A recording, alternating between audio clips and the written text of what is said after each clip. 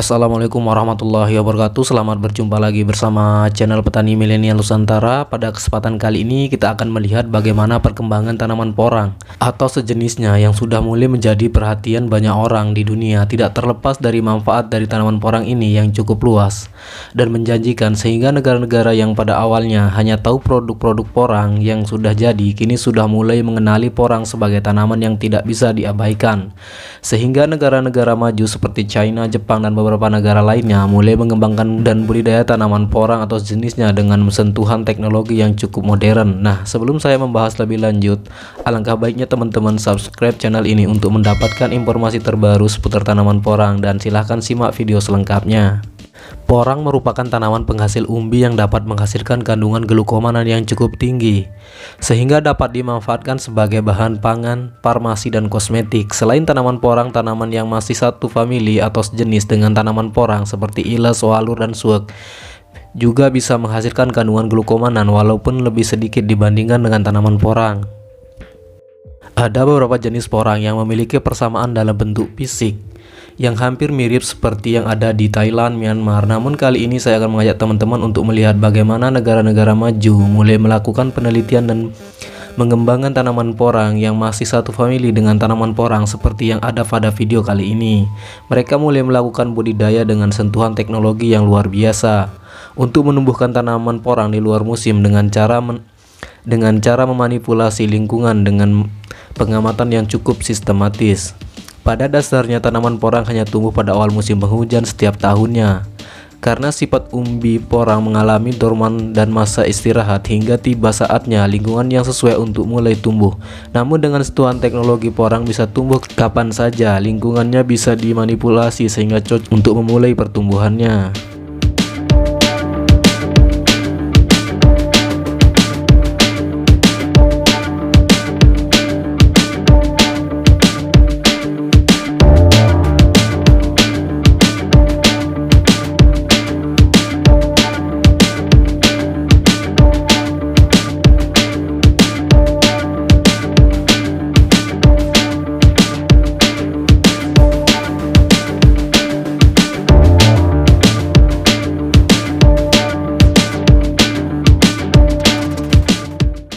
Walaupun beberapa negara belum bisa mendapatkan bibit porang, namun mereka sudah mulai mengembangkan tanaman yang sejenis karena mereka memahami bahwa secara fisiologis syarat tumbuhnya tidak berbeda jauh dengan tanaman porang.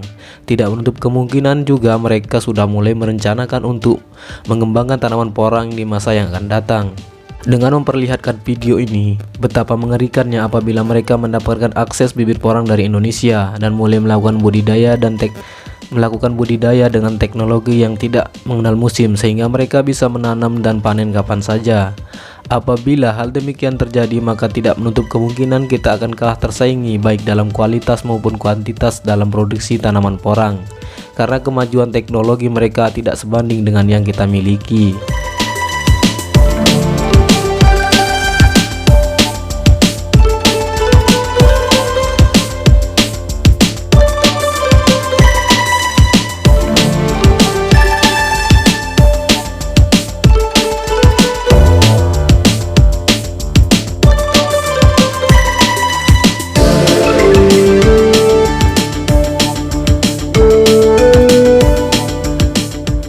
Mengingat demikian, pemerintah selalu memberikan peringatan dan melarang menjual atau mengekspor porang dalam bentuk bibit dan hanya mengizinkan dalam bentuk bahan setengah jadi. Mengingat peningkatan produksi porang di Indonesia terus mengalami peningkatan yang cukup drastis dari tahun ke tahun. Walaupun pada tahun ini harga porang di Indonesia mengalami penurunan harga yang cukup berbeda dari tahun sebelumnya, namun dengan harga pada saat ini masih cukup menguntungkan bagi petani yang melakukan budidaya tanaman porang. Buktinya bahwa data perluasan lahan porang di setiap daerah terus mengalami peningkatan dari tahun ke tahun.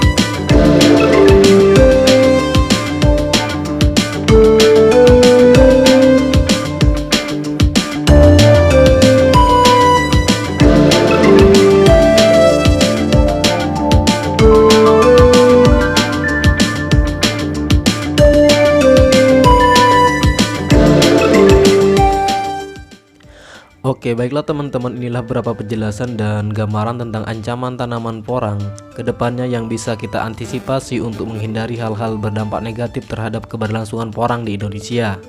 Namun kita terus semangat dan optimis bahwa porang tetap berjaya di masa depan. Salam petani milenial Nusantara, dan jangan lupa subscribe, like, komen, dan share. Terima kasih.